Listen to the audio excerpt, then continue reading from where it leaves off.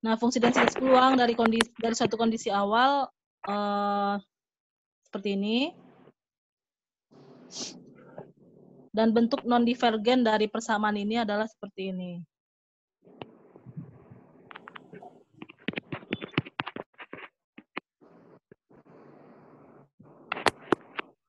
Dengan matriks difusinya selalu simetris dan non-negatif, diasumsikan bahwa matriks tersebut positif definite atau definite positif ya.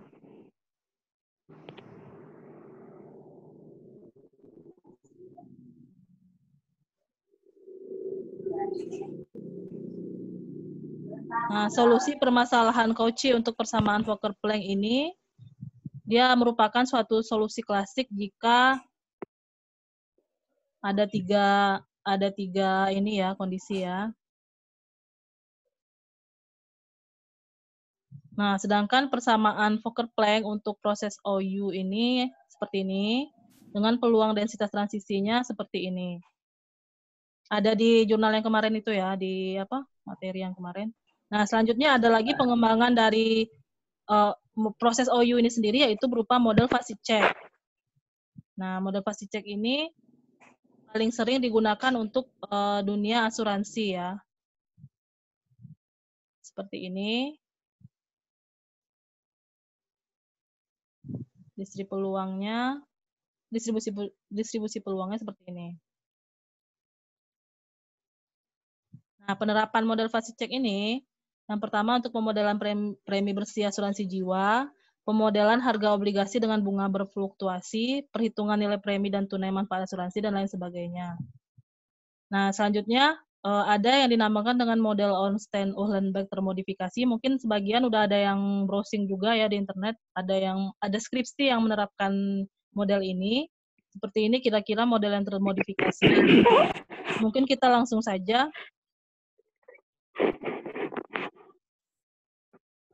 Nah, ini dia skripsi dari Yeni Triningsih ini, kita coba bedah ya. Kita coba bedah skripsinya. Dia menggunakan model OU ini untuk memprediksi harga komoditas minyak mentah. Nah, biar lebih jelasnya mungkin kita buka skripsinya. Nih. Bisa dilihat kan semua kan? Bisa, Bu. Oke, ini judul skripsinya. Tugas akhirnya, model Ornstein-Uhlenbeck termodifikasi untuk memprediksi harga komoditas minyak mentah.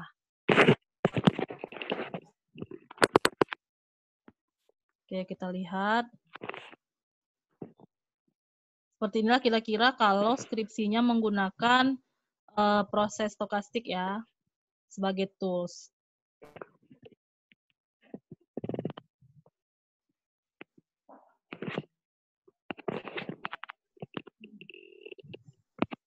Rumusan masalahnya kita lihat dulu rumusan masalah.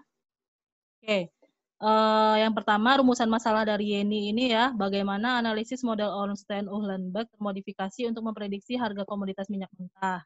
Yang kedua, bagaimana prediksi harga komoditas minyak mentah pada masa akan datang menggunakan model Ornstein-Uhlenbeck termodifikasi.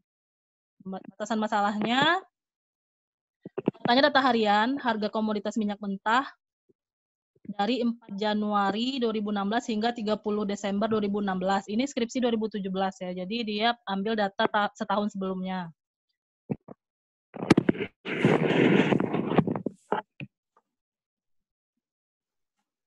Nih, return harga komoditas minyak mentahnya berdistribusi normal.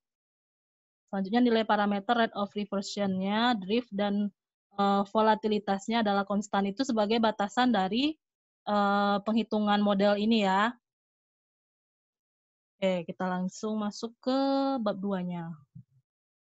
Nah, yang diperlukan dalam bab 2 jika kita gunakan proses stokastik ini, tentunya harus ada penelitian terdahulu. Jadi seandainya kita nanti seandainya ada yang memakai model OU termodifikasi ini, masukkanlah ini skripsinya si Yeni.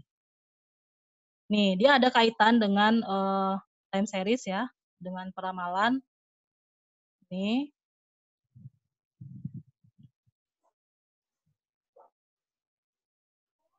Terus kita harus dasar-dasarnya dari proses stokastik kita cantumkan juga di sini, di bab 2. Lengkap ya semua ekspektasinya, rata-ratanya, variansnya. Ini yang diperlukan.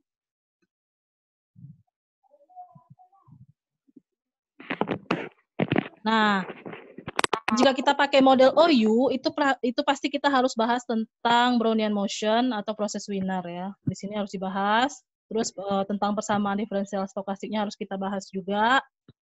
Terus ini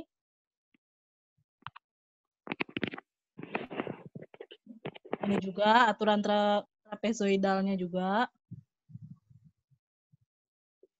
Nah, seperti ini. Jadi model ini dia kembangkan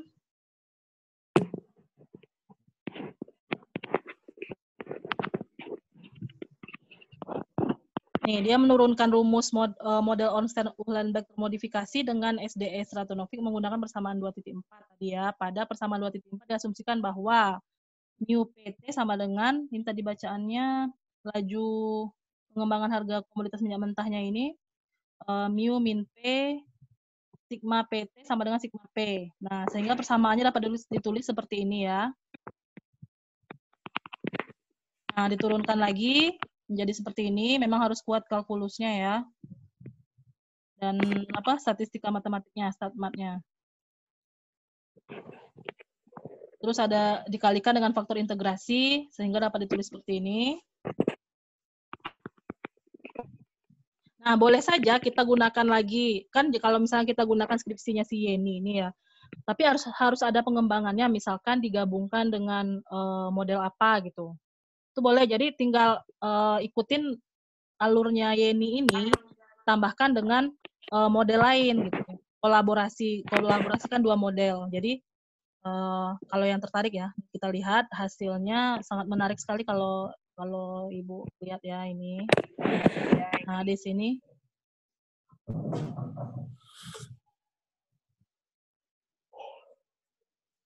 uji normalitasnya.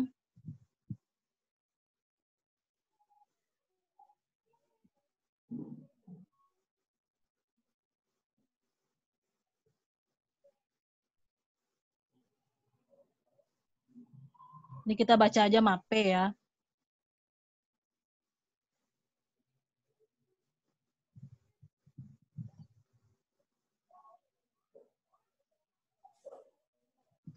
Kalau yang ikut peramalan nih bacaannya apa?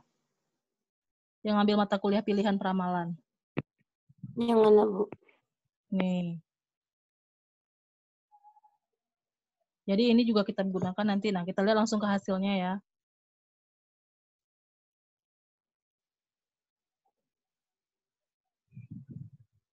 Nah, pertama dia hitung dulu return dari harga komoditas minyak mentahnya.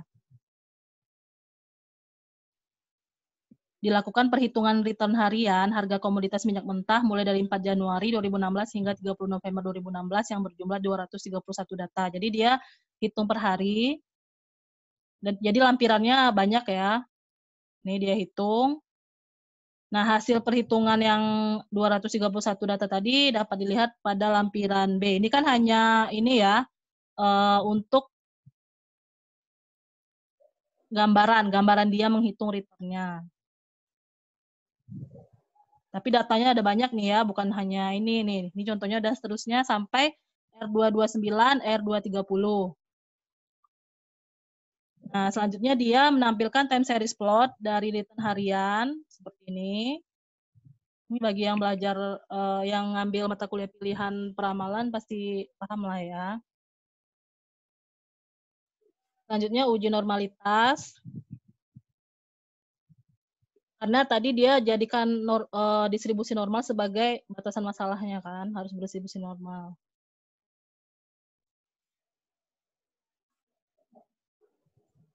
Oke, lanjut, ini dilewatin. Nah, ini langsung masuk ke model OU-nya ya. Seperti ini. Ini sudah sangat lengkap sekali ya, dan dia sangat baik hati mengupload skripsinya full. Oke. Setelah diperoleh nilai parameter drift, selanjutnya menghitung nilai parameter volatilitas menggunakan persamaan 2.18 sehingga diperoleh nilai parameter volatilitasnya seperti ini. Nah, validasinya.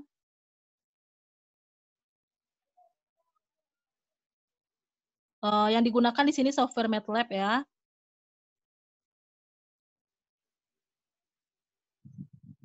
Nih, ini langkah-langkah menghitung. Ini menghitung pakai model OU termodifikasi ya.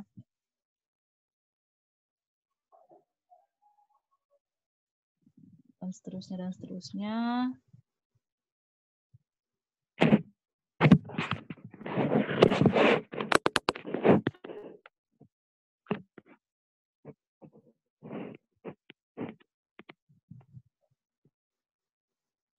Nah, misalkan I adalah setiap realisasi lintasan yang mungkin dari model Ornstein-Uhlenbeck termodifikasi, maka untuk I sama dengan 1, F1 sama dengan P0, F2 sama dengan seperti ini, masukkan ke rumus yang tadi ya, dan seterusnya sampai F20, F21, terus untuk I sama dengan 2 juga dihitung, untuk I sama dengan 3 dihitung lagi. Nah, perulangan di atas dilakukan hingga I sama dengan 1000. Tuh ya. Pada gambar 4.5 ditunjukkan hasil prediksi harga komoditas minyak mentah hingga I sama dengan 1000 lintasan menggunakan software MATLAB.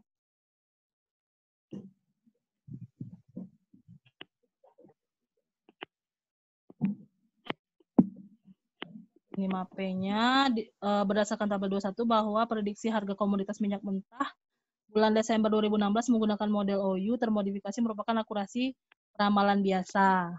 Ini dari kesimpulan berdasarkan nilai ini ya. Selanjutnya masuk ke prediksi harga komoditas minyak mentahnya menggunakan model Ornstein-Uhlenbeck termodifikasi. Ini dia sudah masuk ke prediksi ya.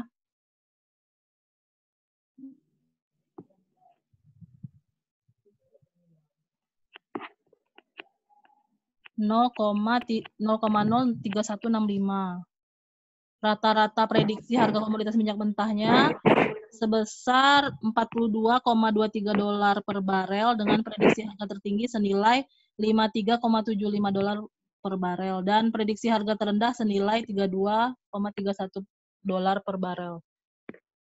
Tapi untuk kondisi sekarang ini tidak berlaku ini prediksi dia karena terjadi wabah gitu kan, pandemi, sehingga misalkan ya sekarang kan merosot ya, tapi di Indonesia tetap harganya itu yang kita herankan. Cuma jika kita misalkan di Indonesia ini diterapkan harga minyak mentah yang turun tadi, tidak berlaku peramalannya prediksinya si Yeni ini ya. Jadi nanti kalau seandainya ada yang memprediksi harga dengan menggunakan model OU termodifikasi ini, cantumkan juga pembatasan masalahnya untuk kondisi normal gitu, untuk kondisi tanpa adanya pandemi, adanya bencana, tanpa adanya bla bla bla yang mengganggu yang berupa yang sifatnya insidental gitu. Jadi sekarang terbukti prediksi harga yang ditetapkan yang diestimasi oleh Yeni ini tidak berlaku di kondisi COVID-19.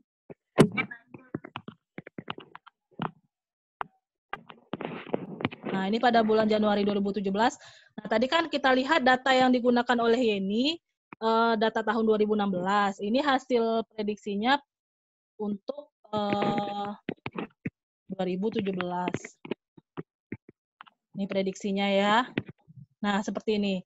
Sebetulnya kalau kita perhatikan sangat menarik ini, cuma sekarang kita coba apakah bisa, misalnya gini ya, apakah software R itu bisa atau yang apakah SPSS bisa gitu atau software lain yang tidak harus MATLAB karena MATLAB itu sendiri termasuk software yang rumit. Cuma kalau di sini ada yang bisa pakai MATLAB. Kalau Ibu dulu tesis pakai MATLAB, cuma itu pun nah itu pakai kalau memang ada yang bisa pakai MATLAB gitu. Kalau Ibu dulu termasuk pakai program gitu, pakai sintaks gitu ya. Cuma Ibu sudah agak lupa-lupa juga sih. yang Ibu tahu kalau MATLAB ini salah dikit sintaksnya itu nggak ini ya, jadi beda hasilnya. Salah memasukkan. Iya, kita ulang. Ya salah rumus aja itu hasilnya bisa beda. Nilai angka 2 lupa dicantumkan itu beda hasilnya. Bisa beda. Jadi kalau seandainya ada yang bisa itu sangat bagus pakai MATLAB, ikutin langkah ini tambahkan tapi ya untuk skripsinya tambahkan model lain. Jadi bisa ini ada contoh lagi, bedah skripsi kedua dia menggabungkan itu untuk yang Brownian motion ya. Menggabungkan dua model atau dua solusi. Oke, ini kesimpulannya. Coba kita lihat lampirannya, apa saja yang harus dicantumkan di lampiran untuk skripsi proses stokastik. Oke, ini tentunya data hariannya ya yang tadi, mulai dari Januari 2016 sampai dengan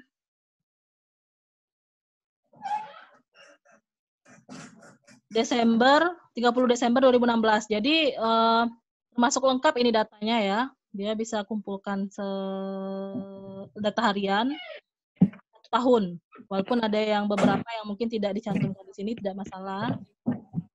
Kalau Ibu dulu tesis Ibu cuma 6 bulan ya. Data harian juga tapi harga saham LQ 45 tapi selama 6 bulan karena waktu itu agak susah mencari data ya. Kalau sekarang agak-agak mungkin lebih mudah lah. Kalau dulu Ibu sampai harus beli koran gitu ke Kompas. Nah, ini dia tadi menghitung returnnya, harga komoditas minyak mentah. Jadi dia cantumkan di lampiran. Terus, makanya kalau proses stokastik biasanya yang tebal itu lampirannya. Mungkin pembahasannya tidak begitu ini. Apalagi kalau misalkan kita pakai saham, terus sahamnya misalkan kayak LQ 45 misalnya gitu. Kan banyak tuh. Jadi berlembar-lembar lampirannya ya. Atau indeks Kompas 100 juga ada kan? Nah, itu lebih parah lagi. Kalau kita mau ambil semua sih. Kalau cuma satu komoditas mungkin nggak terlalu banyak ya. Nah, ini dia lampirkan juga. Hasil prediksinya di sini ada nggak? Atau cuma yang tadi? Atau dia prediksi buat setahun ya? Kalau tadi kan nggak sampai setahun ya. Ini yang dilampirkan lagi estimasi parameter rate of reversion-nya.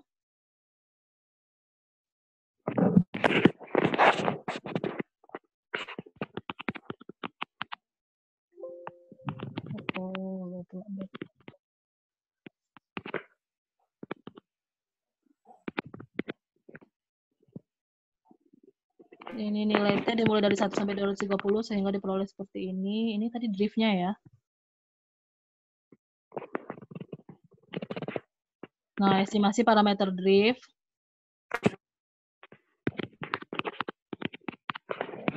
Dan seterusnya.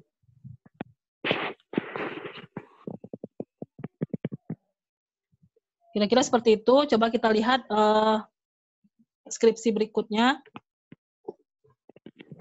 Bentar, lagi lowbat.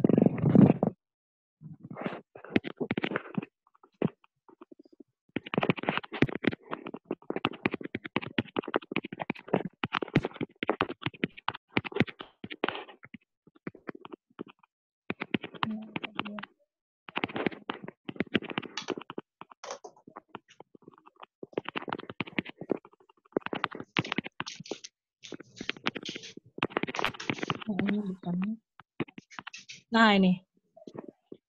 Sekarang kita lihat penerapan model PASICEK. Bisa dilihat semua? Bisa, Bu. Ya, Bu. Oke. Nah, ini contoh penerapan model PASICEK ya. Skripsi Ella Magfira Maulani. Judulnya Perhitungan Nilai Premi dan Tunai Manfaat Asuransi dengan Bunga Stokastik menggunakan model PASICEK. Nah, ini. Jadi dia mengkombinasikan gitu. Jadi kalau maksudnya ada beberapa yang dia gunakan, bukan hanya satu model.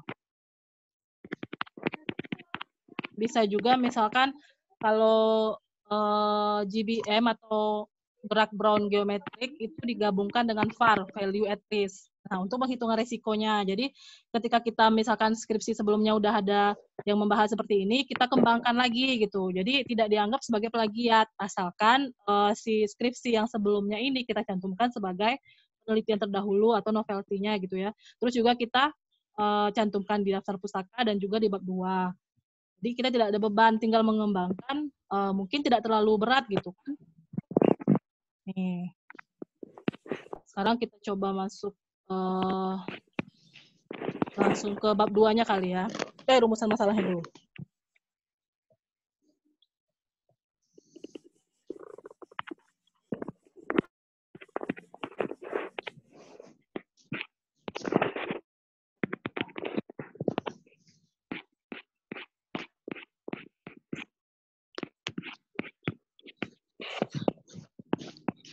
Ini udah bab 2 ya.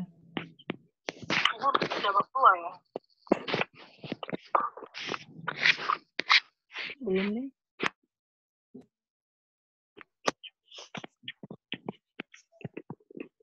Rumusan masalah. Oke, ini dia. Permasalahan 6. Dengan